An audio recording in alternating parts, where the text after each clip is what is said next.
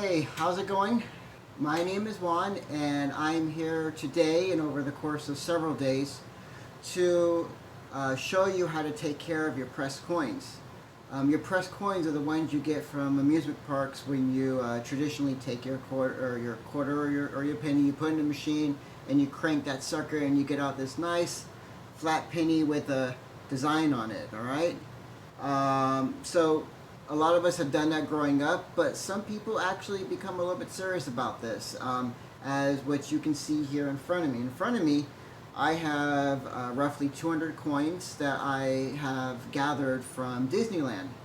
Um, Disney World, Disney World, I just did. I've already done the process, so from that experience, I'm here to share with you as I do the Disneyland ones. And Disney World was like over 1,000 coins. It was pretty brutal, but it was a great learning process that I hope to share with you. The stuff I'm going to be sharing with you is what I've picked up from numerous back and forth emails between people who know about this. Um, uh, Stuff I've researched and a lot of things like that. The problem I had was that as I was doing something, I get a question, and I get my answer, and I go back and go look for it, and then I have other questions. I go back, and I didn't find something that could tell me all this from the get-go. That could share with me alternate things during the process. So I'm hoping I can do that for you. I'm hoping to make this enjoyable and informative, and I thank you very much for watching me. Um, if you have questions on this, you could leave comments on the channel. I'm also going to be putting links to some of the websites that I use and the contacts that I had. So you can do some of the research yourself, read more into it, some stuff like that. Um, but I want to go, just kind of start with it. Like I said, it's going to take a few days because the process itself takes a few days. We're going to be flattening our coins. We're going to be applying a protective wax on them to protect them from like corrosion that even the oils in our hands can give to them. Um, After we wax them, we'll buff them. We'll put them in some protective sleeves and then put them in a binder. So all that takes a few days, especially for the waxing process, because you have to let the wax dry, and that is a two-ply kind of process. So you apply it, wait a couple of days, apply it again another couple of days. So it could take some time. So let's start off first by making sure we have all of our supplies.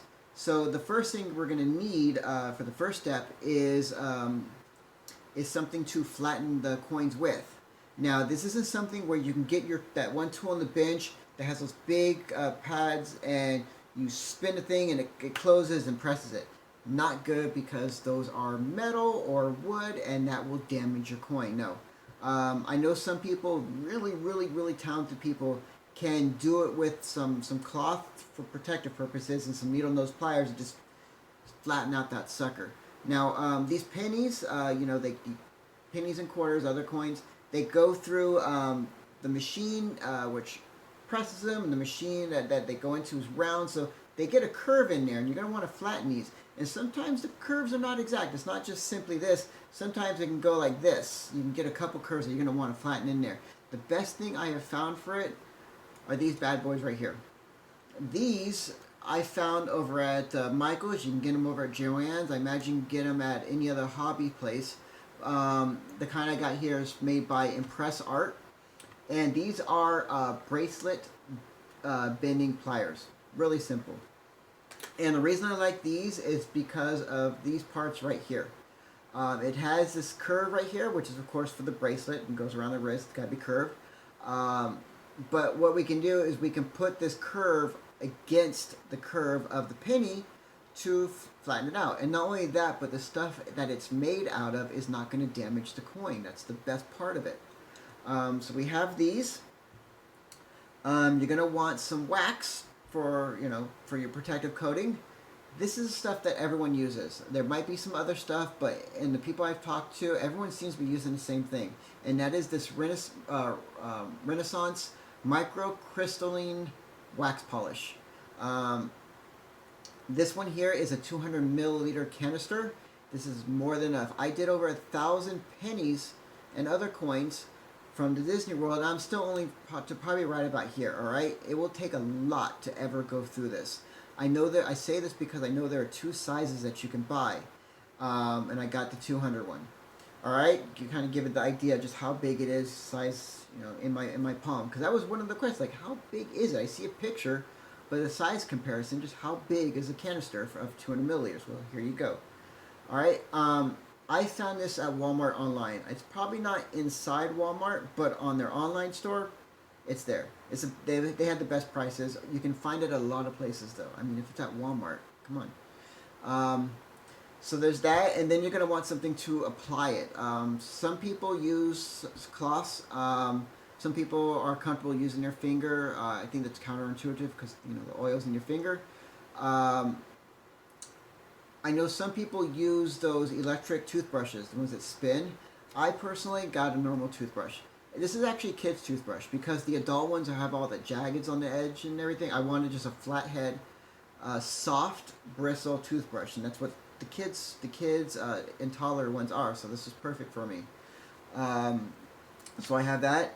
You're gonna want a stapler, not just any stapler. You want a flat clinch stapler.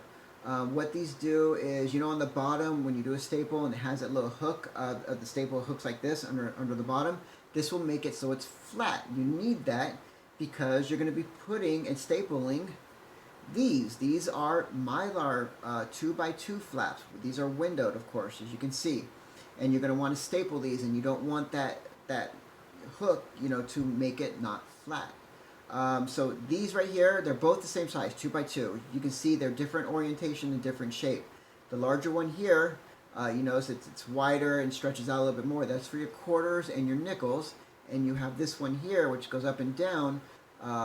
This is for your pennies and your dimes. Now they both fold on the same area. The fold is right here and here. But when it's folded, it's always 2x2. Nice and easy. And then this is what you'll be stapling. When I did it, a lot of people do is a staple top and bottom and side. A buddy I know, he actually does his on the corner and middle. Kind of whatever you like, really. But then the part that I add to it are labels. Right here, and these labels, you might be able to see it better because there's one left in here. These labels right here, I take and I will put over the top and over the bottom, not the side because it's too thin here on the sides. But what that does is it snuggles it a little bit more. It gives it a little bit more clamping aspect, and it also lets you to write on something because when I do it, I have my staple here and here, and I want to write in that area, and I don't want that silver of the staple to make it look ugly. I mean, yes, when I write over, I have to be careful for the bump of the staple, but at least I don't see it, and it gives me a nice white area to write on. Now, these here, I got some Avery 2x4 mailing labels, I think they are, but they're 2x4, and what I did is I just cut it along, and I cut it in the middle, and I made my 2x4 into 2x1s. 4 inches here, I made it into 2, and my 2 inches here, I made it into 1. So now so each label I cut into 4s.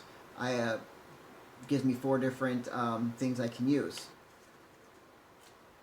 And then the last thing you're going to need, I believe, is if you're going to put these into sleeves and a binder, you're going to want these right here. These are what the Mylar, when they're folded over, slide into. Upside down, of course. Yeah. Anyway, these slide into it. You can do 20 per page, all right? And I know that a lot of people like to do that. Some people use boxes. They have like a think of like a catalog box or something like that, where they're just all lined up in there. But I like the binders because when all is said and done, you have this awesome thing. This is a metal binder. I got the metal ones because of the weight of the coins. I just want to make sure it was strong. But this is kind of what it looks like when it's all's done. All right, pretty cool, right? It doesn't matter if it's a coin or a penny. When it's folded over, the orientation is still left and right, not up and down. Um, I guess that's a personal preference. I have it like that because I wrote stuff on top and bottom, so that works for me. The image of the coin could either be this or like that, but regardless of what it is, I have all mine like that, and the orientation is the same. With I don't know if you realize it, but a lot of the coins they had this little tack at the top of it, kind of like something for you to take your nail and slide it out, which I guess is because they have those actual little coin binders made for things like that, but they're always too small, which is why I have that. They only hold like 30 or something, even the big ones. But no matter what you find, you can't find anything that can hold quarters. If it has a thing for quarters, it's only got like maybe a page worth of quarters. And you see more and more quarters at these things, so I needed something to hold everything. So I made my own binders, and which is what a lot of people do. But anyways, I digress. A lot of the coins, they have this little tag up here where you can put your nail and do like that. So anyways, on my binders, I make sure that little thing is always in the same direction, which me personally, I have it on the if I'm looking at it, it's going to be on the left side of the coin. Just like how it is to you right now as you're looking at it. Anyways, that's me. But those are your supplies. Like I said, this is going to take a couple days. I want to try to make this as painless on you as possible. I did this once before.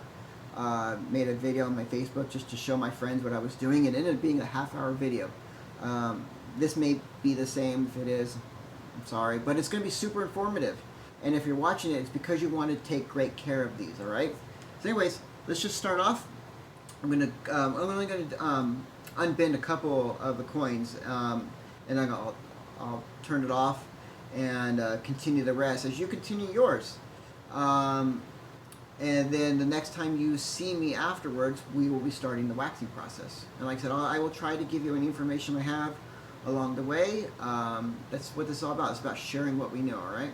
So this is one of the ones that's curved like this, and it's not just a straight curve. So I'm going to want to try to uncurve this in two different spots. Quarters are a little bit more difficult to unbend. You got to put some effort into them. Pennies, they bend so easily. Anyways, so I have my first one. I'm going to be taking care of the one that's like this. So I'm going to make sure that my curve right here is gonna press against it so that it goes the opposite direction. I don't know how well you can see it. Hope you can see it. But then you just apply pressure. Now quarters, they're wider. So instead of just simply putting this right in the middle, you might need to put it over here. You might need to tweak it over here. Don't be afraid to do it. Like I said, this is not something you rush through and just bang out real quick, because you won't get a finished product that you like. So I got that one relatively flat. You might need to tweak the very, very tips as well. No big deal. Alright, so now I'm going to take care of the other one. Just got to go against the curve. Like I said, just kind of start at one edge and just start making your way across, so that way you get an evenness about it.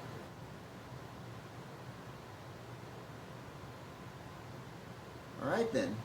So, all good. It's never ever going to be perfect, I don't think. I mean, there are people who do this, I don't want to say professionally, but like they are definite craftsmen. They've been collecting pennies for years and decades, etc. I only started this last year as a project when I went over to Disneyworld with my family.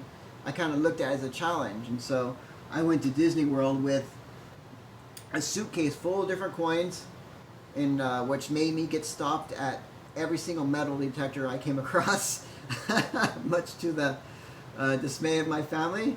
And it was just something for me to do. Kids, they have their fun, etc. So what's kind of adult fun can I have? I can have some fun with my kid as we collect together, but at the same time, I can do a adult kind of thing and like make it like a hobby kind of collection thing. So, anyways, that's how I got started. It's less than a year ago. But that was Disney World. We're working on Disneyland now. All right, so penny, super easy. Pennies are so much fun to bend, just because you don't need to apply a lot of strength to them.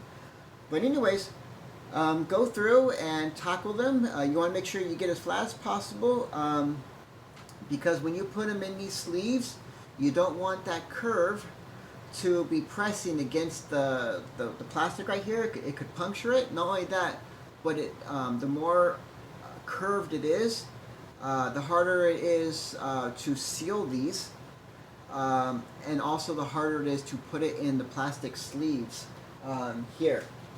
So just said you want to get it as flat as possible. Otherwise, it's gonna go bad for you in a lot of different ways, and you just don't want to do that. These take a lot of effort to do it, and once you do it, it is very, very rewarding. I can't tell you how pleased I was when I was putting those coins in the binders not more than a week ago, and it just felt like a conclusion and just felt really good. And you're going to feel really good about it too, I promise you. Alright, but anyways, have fun at it, and I will see you for the next video part of it. It's going to be a continuation on here. I'm going to like stop and start, merge the videos together. But the next part will be putting the wax on. Alright? Thank you so much for watching the video, and thank you for collecting these. It's a fun process, and hope you continue on it, and hope this video does a great deal of help to you. Take care. Hello everyone. I'd say welcome back, but technically you're jumping from one video to the next. Well, videos that are linked together, so you're still here. So thank you for still being here. So today, or what we did last, was we were flattening our pennies. We were using our tools and getting our pennies as flat as we can, and that's so that way when you do the packaging part later, they fit in their cardboard sleeves mostly, and it also the plastic sleeves that they go into after that. So what we were going to do next was the waxing process, so that way the pennies get preserved from tarnishing over time. But I came into a small roadblock. So as I was doing my flattening process, I was getting a good look at my coins, and I realized that I have coins that are dirty. And then it dawned on me.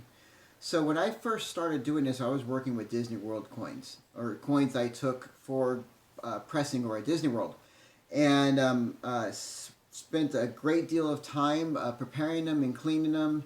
And when I went to Disney World and got stopped by every single security guard at the airport, I had pennies that were good to go. When I went to Disneyland,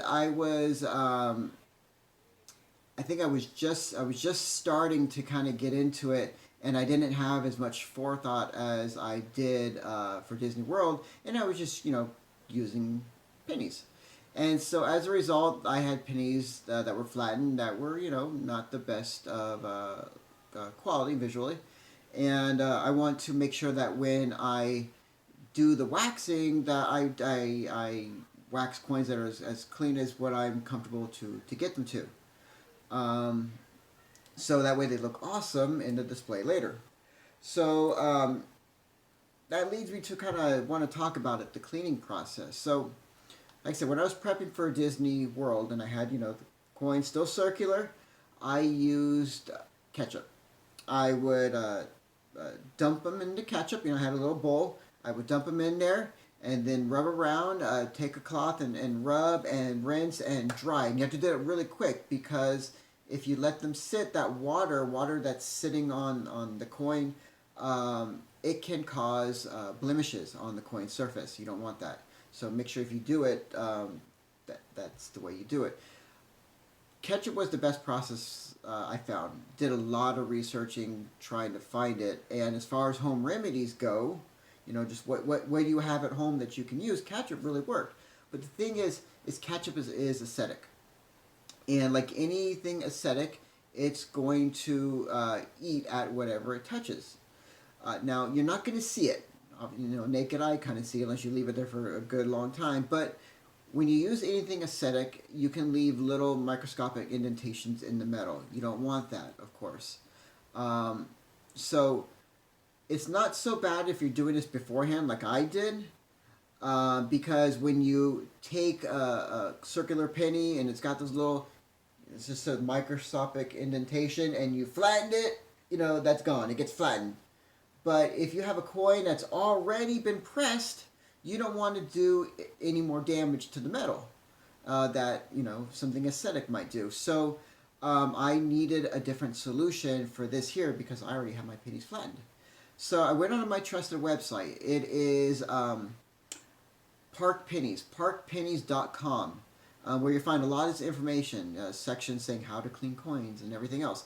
But one of the gentlemen there, a tip left from another user, another collector, and he says that the best thing he has found is something called Wright's Copper Cream. Wright's with a W, like the Wright brothers. So Wright's Copper Cream, and I have some right here. It looks like this. This is one of their 8-ounce containers, so you can see how physically big it is. Now this here, he mentioned on there that it's hard to find in stores. You can find this silver one easy, but not so much the copper, and he was right. I went into several places and I couldn't find it, so I just started hunting online. And my go-to was Walmart because it's quick and easy. They generally have decent prices, but surprisingly, Walmart, $13. I found this for $5 at Bed Bath & Beyond, of all places. I did not expect that. And if you're one of their subscriber type memberships, you get free shipping and you get 20% off. You can't beat that. So just a little pro shopping tip when you're hunting for this. But I have it here. This is an 8-ounce container. Inside it has a sponge applicator, and the directions right here, really cut and dry. They want you to wear rubber gloves. You don't have to. It all just depends. I've used this already. I found it's not really too toxic that I need to worry about it, but everyone's skin has different sensitivities. So rinse the copper in warm water. Rub directly onto copper using an enclosed sponge or clean cloth. Rinse with water, then dry and buff using a soft clean cloth. So yes, I've done this. I did a little bit of practicing before this video with it, and you need to do this stuff. I tried it without the water, and the results with, phenomenal. Now, the tips left by the person on the website, he warned us about one thing.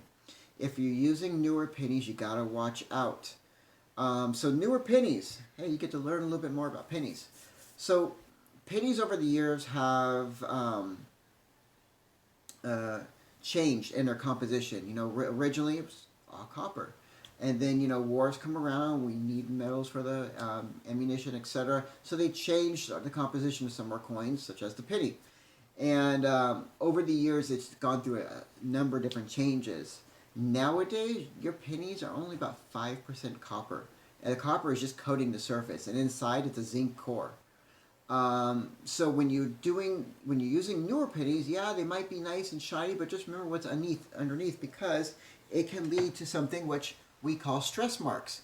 Now I want you to look at this coin here. Let me see if I can get that for you. Okay, now you see the bottom of it right there. You see that silver color? That's the zinc. And we call these stretch marks. When the coin is being pressed, the metal on the top is being stretched, which is revealing the zinc underneath. Now that doesn't happen for all the new ones. It could be the machine. It could be how flat it does. Because look at this penny and this penny next to it. They have different lengths. Some of the machines, this one's a little bit longer. Some of the machines will more elongate your coin than others will. It all really just depends on the coin. But you'll get those marks, and the person who was leaving a tip said that if you are not quick enough in doing the cleaning and application and whatnot, that zinc area can be darkened by this cleaning solution because it's made for copper, So you just got to be quick. So just want to give you that little heads up, because obviously you don't want a nice shiny penny with these dark stretch marks. Okay, just be quick when you're doing this. But anyways, I have my my warm water right here, and I have my solution, or my copper cream. It's not very pungent in the smell. It's got a little bit of I want to say like a tropical kind of type smell. It doesn't smell bad at all. And the reason I mention this is because when we get to the waxing thing, woo, that thing is going to clear your sinuses. I mean, it's potent. This one is not, thankfully. All right, so I'm gonna grab one of my pennies. Let me see if I can find one that looks especially. Oh, here we go. This is a good one. So you can see how dark it is. I'm trying to angle it so you don't get the glare of the light. So you see how dark it is. It could use a good cleaning. I'm going to dump it in the water. Make sure I get the process right, because it does work. I've done it with and without. And if you follow the process, you'll get the best results. And just rub it a little bit. Now, I don't know if you can see it, but I want you to take a look at this bad boy. I've cleaned this edge right on this side here, and you can already see the difference. Trying to get it. Okay, so right there you can see, like, you see that dark line where the words are right beneath my finger, and right here it's all nice, starting to get nice and shiny. That's where I've cleaned versus not clean. So I mean, immediate results. This is awesome. This is great stuff. I kind of wish I had this when I was cleaning the ones for Disneyworld, but you know, technically it would have been a lot more work. If I had to do this for 1,000 coins, oh man. But it is very cool. It is getting the stuff off, making it nice and beautiful. Make sure you get the back. Interesting thing about the backs, so on pressed coins, they can be pressed on both sides of the coin. And I noticed that in respect to Disneyland has a lot of coins that have impressions on both sides. But surprisingly, Disneyland has very little. I actually don't know if it has any. But if it is, we're not talking more than, I'm guessing, 20. It's really crazy. Reason it's crazy is because Disneyworld has about 1,000 coins that you can get, while Disneyland has 200-ish. I'm probably aiming high. I can't remember off the top of my head. But yeah, they have a lot less coins, but it's really neat that they're the ones that have the design here on it, front and back. Not that it means anything. For collectors, it can mean the difference in different versions of coins that have been released. You could have the same coin for 5 different years, but surprisingly, there might be variations to it. Modernizing, updating the image by maybe adding a coin on the back. So you could have different versions. Alright, rinsing it in water. Now I got my cloth right here. This is just like a hand towel in your kitchen or something like that. Nothing super special. You can go and get your microfiber terry cloth, etc., but not really important, at least not for this step, because we still got the waxing. I do have them for the waxing part, but which I mentioned it when I was going over the materials. But for this, we don't need that. So I'm just giving it a good buff, making sure I get everything all gone. So the rinsing part's important. It gets that gunk out of there. So when I was doing this without the water, and I had my finger that I'm rubbing on, this is all like black from the gunk of the cleaning process. So now that I rinse in the water, hey, look, it's not black. I can actually use this cloth for a lot more applications. All right. So now you can see nice and shiny. Look at that bad boy. Whew. Gotta watch that glare. See that? That's what this does. Isn't that awesome? All right, so that's how we clean the coins. Nothing too serious. But it's good to know. I'll be doing these over the next day or so, and then we can get to the waxing process. Um, Talk a little bit more about coins, and yeah, we'll just keep on rolling. Like I said, this is being done over a few days, so change your clothes, etc. But I'm compiling it into one video for you. The next step that we're going to do, like I says, the wax. So when you do the wax, when you're preparing for it, make sure you're in an area that is well ventilated. Make sure you're not near anyone who is sensitive to smells. You don't want to set them off into an asthma attack or anything like that. It is really strong, and you might not notice it because you might get used to it nearby, but the smell, it drifts. All right, and you don't want people around you to down the hall, etc., to kind of go, what is that, and have to lock themselves in the bathroom or something because it's just that bad. So that's what we're doing next. We're going to do the wax. That one's going to take a few days to do because we wax one side and then we have to let it dry for 1 or 2 days. And then we do the other side and rinse and repeat. So you'll see me jump on the video a few times to kind of update in that process. Change your clothes, etc. And I might shave a little bit, etc. But anyways, if you're still watching me, I just want to say thank you again, and I can't wait to. I'll see you guys soon, but for you, it's going to be in a couple seconds. So, anyways, thank you so much again, and I know I mentioned that Park Penny's website. That will be in the description area of the video, and I'll catch you guys soon. All right, take care. Bye. Hey everyone, and thanks for sticking around. We are in the process of having just cleaned up our coins with our copper cream right here, and we are going to be applying the wax. Now, quick point on the clean process. I realized when I was doing it, I didn't have anything for the quarters, nickels, and dimes. And so feeling confident and wanting to get it done, that's the real reason, as I tried the copper cream on it, and it worked. It was awesome. So it's probably totally safe for it. Those metals are a lot durable than copper, so just want to let you know in case you were coming across the same thing, go, I don't know if this will work. Well, go for it. All right. If you were doing a large batch of coins, I'm going to apologize because I know by the time I was done with my coins, it's like I said, over 200 here, my fingers were hurting because I was going like this, and this when it was gripping, it was painful. So I always recommend you get your coins clean before you start pressing as well. I noticed that my shiny coins got super shiny. My less shiny coins got a little bit less shiny. It helps it to a margin, but it's not going to make your really super dirty coin look like a brand new one. Okay. When you're getting those coins pressed, it's pushing that grime, that junk, whatever that makes it ugly. It's pressing it into the coin, and it's like gum into a carpet. Once it gets pressed in there, it's almost impossible to get out. Well, same thing here. I could get it a little bit, but it's not going to make it look like my other, really awesome looking ones.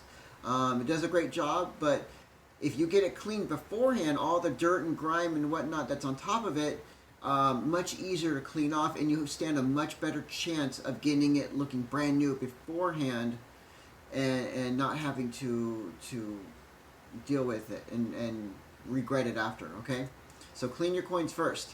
I wasn't lucky in this situation. All right, so again, warning for the wax. It is potent. It's potent. Make sure that people are sensitive, are out of the room, out of the house, etc. Especially if you have a large batch of coins, it's going to permeate everywhere. All right, so just be careful. Now the stuff again, it's the Renaissance wax. It's a museum quality wax. This is a 200 milliliter wax. I did over 1,000 coins. I'm not even a quarter of the way through. So this smaller size one is going to be more than enough for you, I bet. Okay. I got it on Walmart, got it online. It's the best pricing I could find. Just heads up there. Okay, for your coins, for the wax, actually, you're going to want to apply it with something soft, like a soft cloth or I use a soft toothbrush. This is a child's toothbrush. I use a child's one because the head is flat, as opposed to the jagged ones of an adult. Easier for applying with these. And like all children's brushes are soft. It says it on the packaging, so it makes it really good. Boomer from Park Pennies told me that some people even use mechanical toothbrushes, and as I picture the scenario, they're probably using those circle ones, would be my guess. Alright, so you'll notice I have gloves on my hand.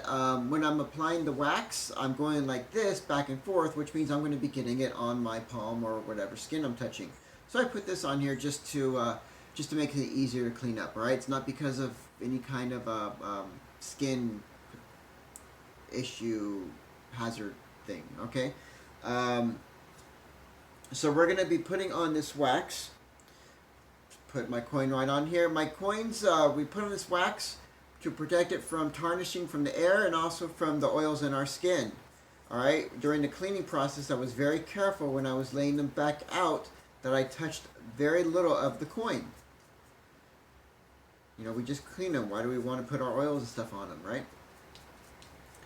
So, doing this here, I put on a decent amount, enough so that I can see the wax on it. You'll notice that your shiny coins are going to become kind of,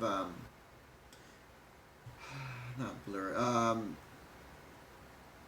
they're not going to be shiny. Dull, that's the word, dull. They're going to become dull. That's okay. I know when we get to the buffing process, it will bring out the shine again, okay? I can definitely see the wax on here. You know, it's thick enough where I can see the lines of my wax. Make sure you hit it off from all the angles, especially those pennies that have the dots around the edging. You want to be able to get into all the little grooves and whatnot. But that's it, super simple, right? So now you're going to see me do just half of this, okay? I'm only doing half of the coin. So you're going to do your half of the coin, let it sit for 1 or 2 days. 1 day is recommended, 2 days if you have humidity. I'm a little bit OCD on it, anal, whatever wording you want to use. So I let it go for 2 days, even though I don't have humidity here. But you'll let it go for 2 days or 1 day, whatever, and dry, and then you'll flip it over and do the other side and wait again. So when we get to the next process, which is the buffing part, in actuality, both sides will have been done. Okay, you're only going to see me doing one side though. All right, and for the next process, you are going to want to have a soft cloth, such as a microfiber cloth or a terry cloth, on hand. Okay, and that will prepare you for the next step. All right, so that's it. This is super easy. This is really quick to run through and get it done in half an hour, or etc., depending on how many coins you got. But it's pretty quick, pretty quick and painless. All right, so that is it.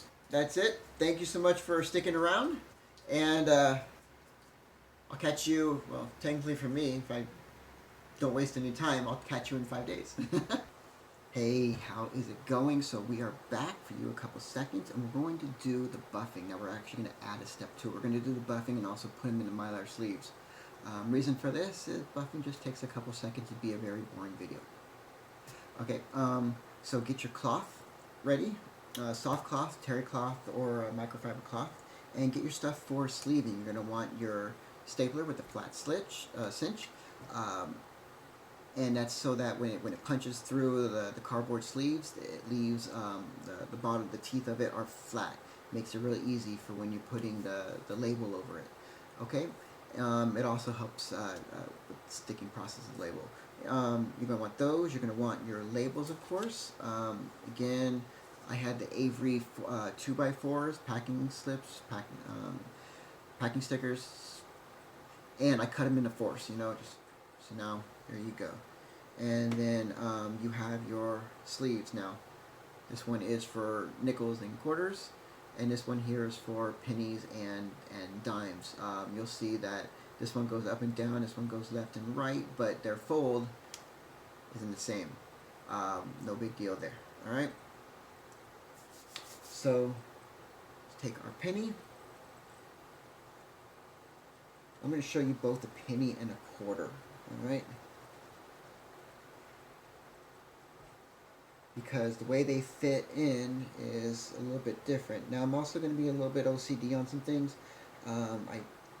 When I do something, I want to make sure that I'm uniform through everything. So you'll see what I mean in a second. You'll see when you're buffing these out, you'll see the shine return to them that they had right before the waxing process. You'll be able to see, depending on how thick you put the wax on, will determine how much of this you need to do. Make sure you get into little grooves.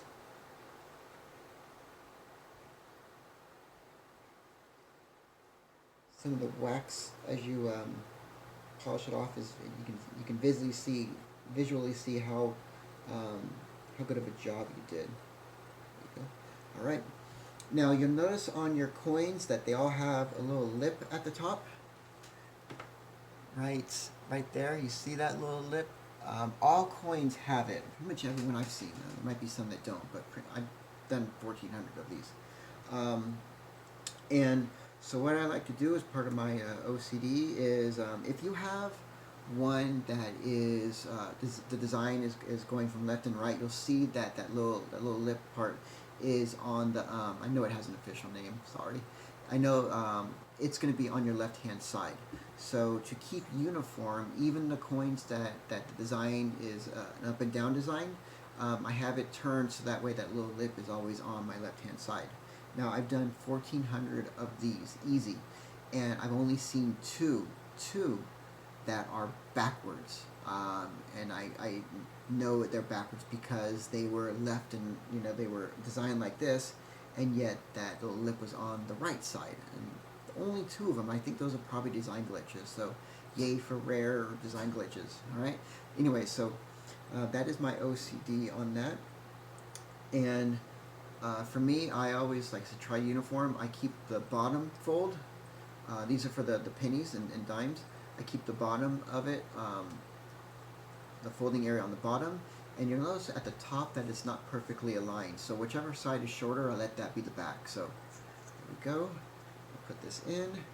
And then I just need to staple it. Now, I do a staple of top, bottom, left, and right. So 4 staples each. Alright? Now, when you're doing the top and bottom, don't get too close to the coin, alright? So you'll notice I'm not right at the edge of the coin for the top and the bottom. The reason for that is because of these labels that I'm going to use.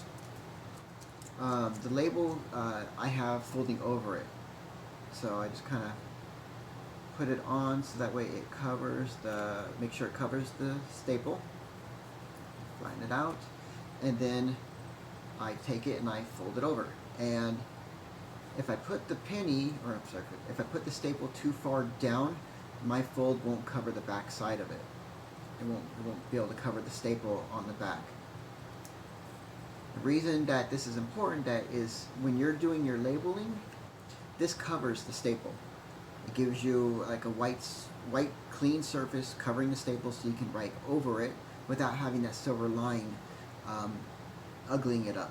Alright? And same for the bottom. Now the bottom is where it folds, and so this also provides a little bit of stability for that folding area.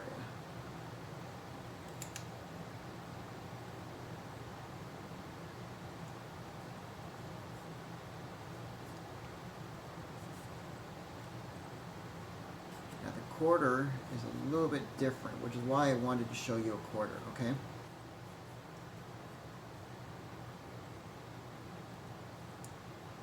Now you'll notice here that I get a little bit of an edge right here. I'm just going to take some scissors and snip that off, alright? But that is what it looks like when it's all done before the labeling process, and I will show you a quarter now. Now, I already had a quarter done. I'm only going to show you a part of it just to save you some time.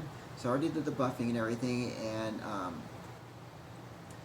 because I like to do everything, make sure I do something uniform, when I take this and I end up folding it, I let that fold area be on my left side, same side as that little lip of the coin.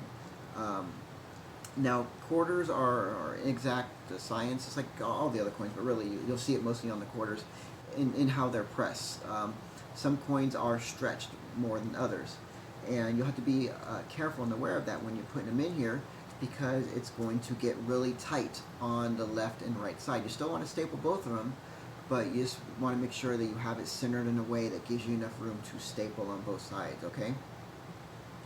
Um, Now the difference with the quarters and nickels, same sleeve, is the label process that you fold over. When I do it, I make sure that the bottom of my label is touching the very edging of the window. Reason for that, as you probably noticed, is that there is top and bottom, there is less white cardboard space than it is on the pennies.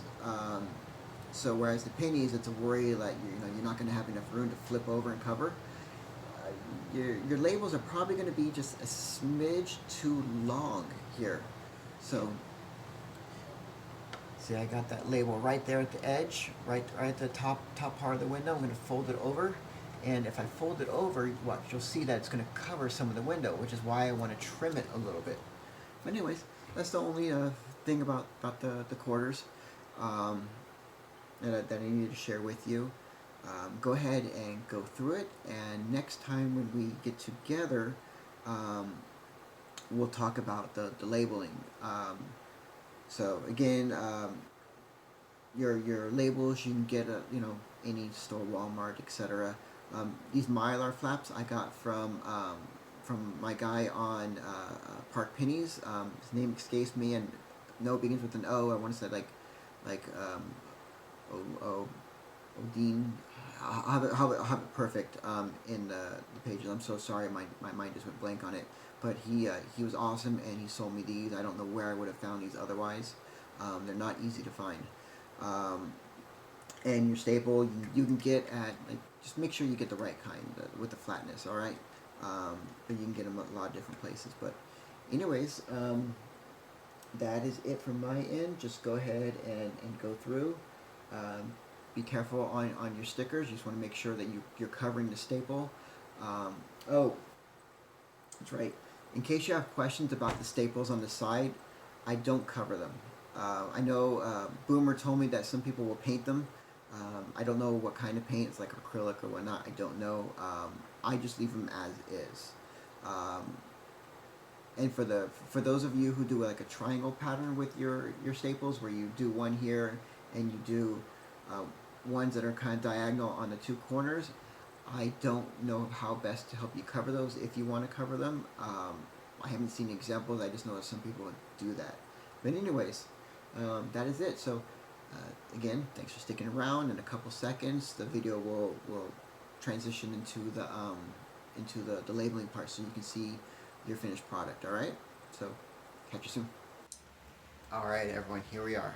We're at the very last part of these coins, and I have no idea how long this whole video is going to be when it's done, but I want to say thank you for sticking out with me for this long. So today we are going to be going over the labeling and storing of your coins. Now, this might seem like, why do you need to do a video on this, etc., but there's a lot in here, and I just want to share it with you. So first and foremost, I want to say that your coin labels, there's no right way to do it, okay? Whether you're professional or amateur, doing it for the first time or doing it for the 100th.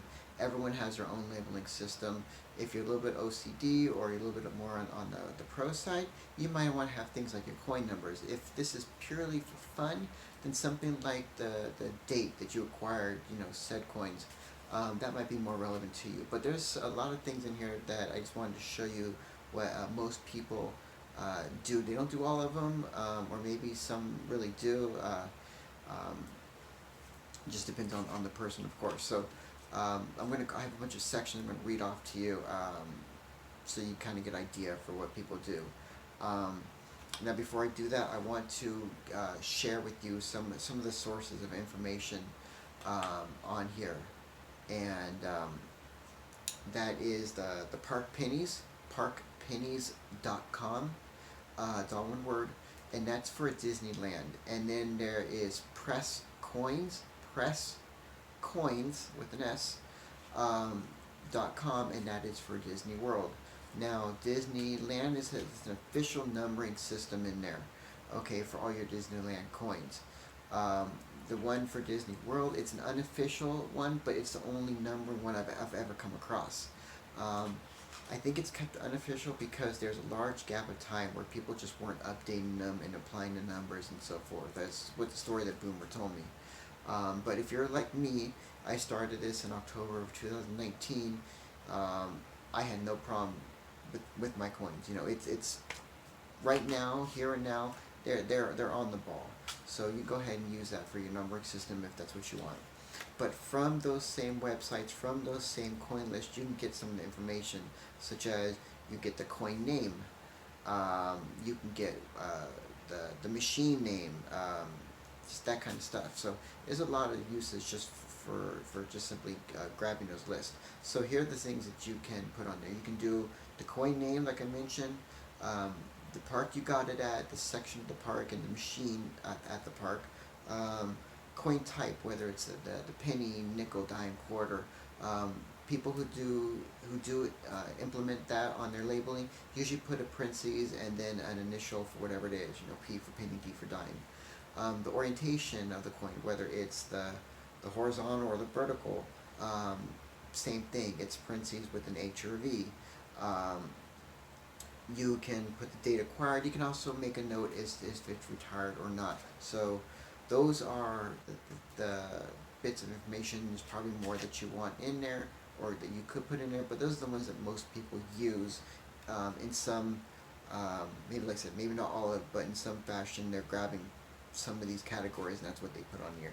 So here's mine. Right here, this is from Disney World.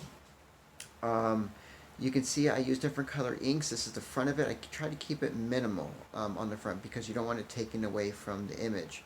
So I got my name and I got my park here, and on the other side I have my number, the section of the park that says Frontierland.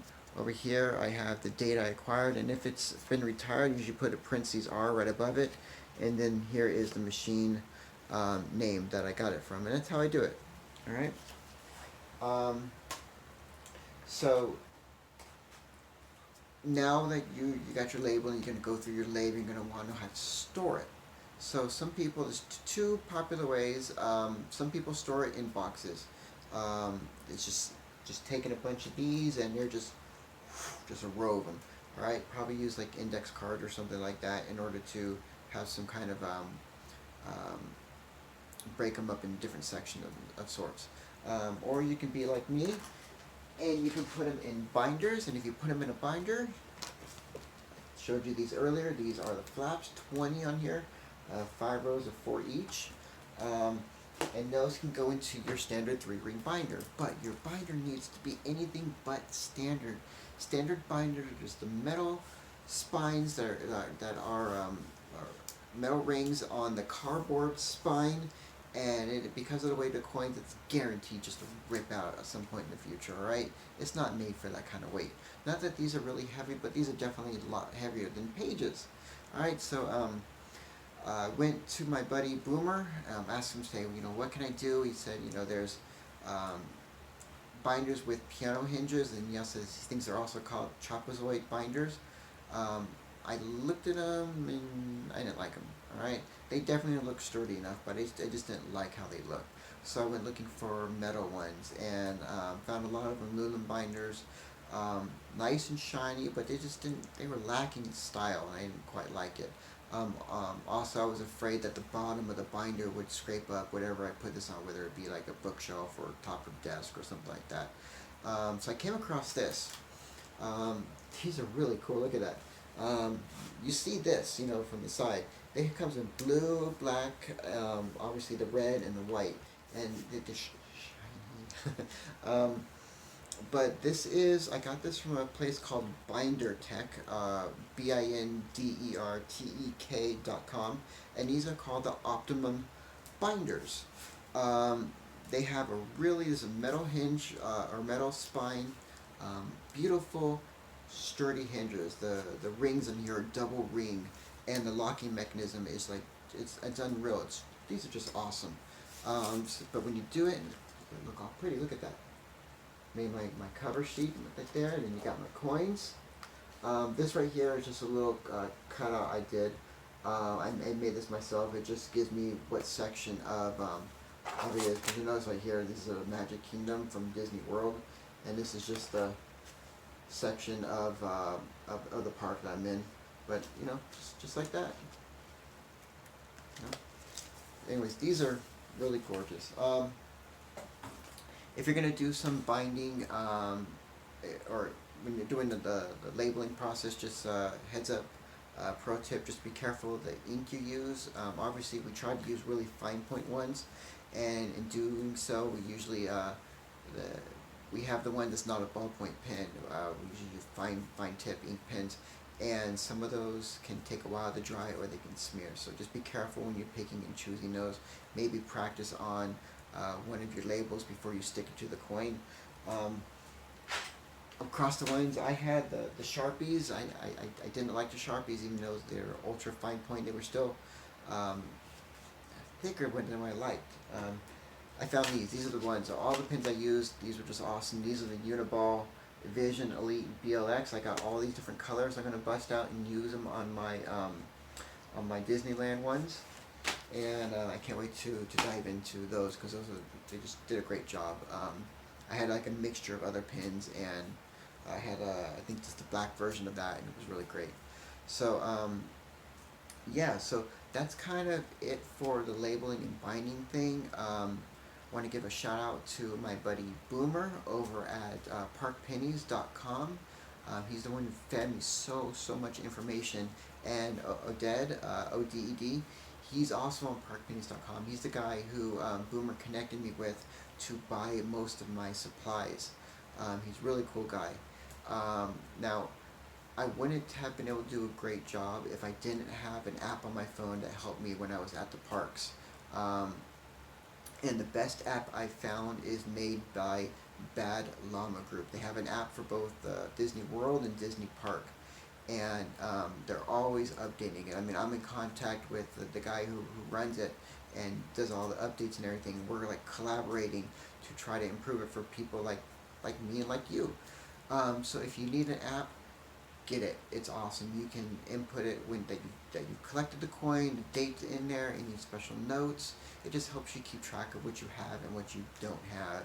And when you come home afterwards and you want to input that information, you don't need to have like a little notepad filling it in. You just pull that out and look at the information that you put in there, and there you go. And almost all the information really closely mirrors the websites as far like the naming structure and things like that. So that's really cool. But anyways, great app. I wouldn't have been able to do what I could done without it. So anyways, that's it. Again, thank you so much for sticking around with us. Sorry it's so long, but if you have any questions, leave them in there. Share the video, share it with your friends, share it with the next generation of collectors, alright? Because this is a hobby, it's fun, it is so easy to get addicted to it, because you know, you pop in that coin, you turn it out, and they just add up before you know it. So anyways, thanks again, and I'll see you at the parks maybe. Alright, take care.